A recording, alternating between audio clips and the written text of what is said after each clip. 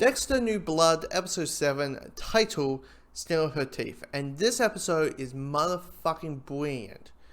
To quote Deborah, this episode is motherfucking Jesus Christ, motherfucking shit fucking brilliant. That's actually not an actual quote, but that is probably something that Deborah would say about this episode. And I know she's fiction, but the character swears like a fucking sailor, and even sailors are like, I don't swear that much. I'm going to talk about this episode in spoilers as normal, so if you haven't seen the episode, come back and hear it. But also, this episode gets pretty dark a little bit. I mean, it's Dexter. You know, hearing the origin stories of Kirk and how, you know, Kirk probably became the man that he is now. If you don't want to hear any of it, or you haven't seen the episode, once again, go see the episode and come back. But if it's a bit triggering for you, see you next week, or, you know, when another Witcher episode I talk about, or a movie or a TV show, Hawkeye, whatever, come back when I talk about something else that isn't this show. Anyway, so in 5, 4, 3, 2, 1. This episode is brilliant, and not just because of the Kirk origin story, which is brilliant, and it's stuff that I'm theorizing and trying to picture. Like, I'm trying to be a detective as well. Not a detective, I'm trying to be like a psychoanalyzer right now with Kirk, and trying to understand, like, so this is this and this, and that's that, but that doesn't make sense. Why would that, and this is this? Like, that's, for in my head, I'm becoming like a psychoanalyzer with Kirk, and trying to figure out his origin story and why he's doing the stuff he's doing. But the other stuff, the stuff with Harrison and how Dexter's still trying to reach and connect with Harrison, but he keeps on tripping on the wire. He keeps on falling ahead, and I think it could easily just be Harrison knows to take care of himself. He's been in foster homes. You know what? Harrison reminds me of Will from Good Will Hunting. I think he's basically that character where he's a little bit like F authority. He's a little bit of I can take care of myself. I know what I'm doing, and he always wants. But you know, Will from Good Will Hunting didn't want to keep on hurting people. But it did feel like at the end of the episode he wanted to actually fall and kill those kids with the razor knife, barber knife. I'm really concerned with this kid, and finding out that he remembered blood. He witnessed. Well, he witnessed, but he also remembered seeing Rita getting killed by Trinity, and seeing the face of the man who killed his mom, his OG mom. I'm like, I keep on here. I'm like, God damn, this kid is so messed up. And all you want is like Harrison just being a regular kid, but things keep on going and going and going right down to the shithole to hell. And hell's like, fuck you, kid, you're a little bit messed up. You're too messed up for hell with the way things are going. I mean, it's just, the more we find out about Harrison, what has been going through his head since the end of season 8, he's just like, and him jumping ahead thinking this is why you leave, because he's like, what, 16, 17? Of course he's going to make these like jumpy, naive decisions, and you know, the natural thing is, let's talk about that. That's not actually the reason why Dexter left. Well, Harrison doesn't want to think about it. This is the narrative why he wants to. It's just so well written. Yes, and plus it is kind of cool seeing Dexter being the Miami Metro Wendy's assistant again.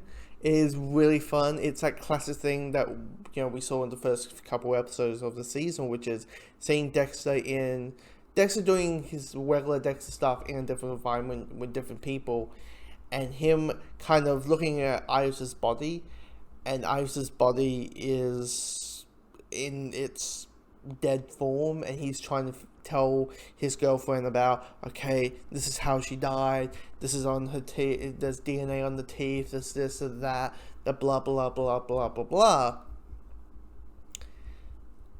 But that was fun. That was fun. It's just like that nostalgic joy of seeing something that you know Dexter to do, but because he's not a Wendy's assistant anymore, he can't do it all the time. Or, you know, Dexter's just waiting in the car, where he's so used to just like watching the interrogation on TV or through the interrogation room. And now it's time to talk about Kirk. Kurt seems to be, if it's not Harrison, it's Kurt that we're talking about the most. Because Kurt, in this, we find out more clues to the puzzle of why he's doing the stuff that he's doing. Why is he killing these women?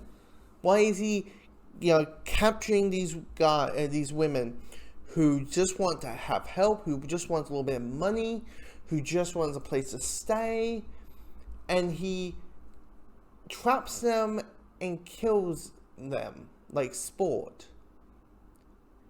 And finding out that he has a typical, semi-typical serial killer origin story where you had mommy left without him, dad became an asshole, he became a bigger asshole through time, and one of the things that daddy liked to do was go and get prostitutes or women who would consent at the beginning.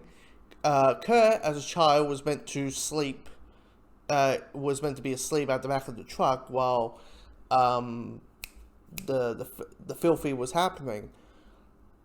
But Kurt could always hear the noises, and you realize that, oh, if it was consenting, it wasn't consenting halfway through, or it wasn't consenting at a certain point, because you could hear at this women just screaming, "No, stop, you know, please stop," and Kurt's dad kept on going, and clearly he was angrily having sex with these women, consently, non-consently, if it was not rape and then it became rape, whatever that was.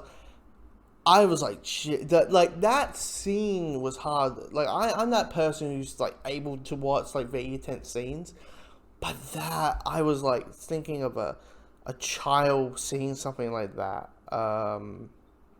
in that situation, and knowing like he kept on seeing, you know, these women probably getting just dumped on the middle of the road, like, get the fuck out of my van, you know, get the fuck out of my truck, or bruised up or tethered, probably just like getting chucked on the street like they're nothing. You're like, and like, we understand now the song, why the song is there. My guess, the song means it's playtime, and why we keep hearing that song all the time, and that. There was a part of me, because in the second flashback, where we see Kirk, a young Kirk, killing Iris, I have a feeling Iris was not the first victim. It's just Iris was the first one that people were like, where is she? Because he just like picked on the rifle and shot her in the back while she was running away. I have a feeling, there was a part of me that thought like he wasn't, the scene of Kurt as a child, there was part of me that thought that was Max. Like, Max was seeing that. I don't know, my brain, like, it's Dexter, of course, like, because your main character is a serial killer, so what you do is make you know, a more fucked up serial killer than your main character who's a serial killer. That's what you do, right? And it's just, like, Kurt, in this, like, we see his like serial killer nature in this, like his personality, right? And he just acts like a sense of cockiness, like he's gonna get away with it because he's Kurt. You know, he's Kurt. Everyone loves Kurt. Who doesn't like Kurt? He's the, you know, it's the whole thing of it doesn't matter what happens, the town's gonna fucking love me. You know, I might be afraid. I might be afraid. I might be, you know, get the electric chair, or I might be getting killed, being charged with all these murders. But the town's gonna fucking love me, and the police is gonna get hated because all they're going to see is you put a man who put this town. They see the town man, not the killer, and they want to see the guy that they remember. I think, oh God, and the scenes between Dexter, both scenes between Dexter and Kirk have been really well done in this episode, and knowing that, Kirk knows that Dexter killed his son and doesn't really give two shits. It's God, there's so much going on. So much going on in this episode. I know I've been talking about this over 11 minutes or 12, nearly probably clocking 12, but it's just such a really well done episode. And yeah. God, 3 more episodes. 3 more episodes.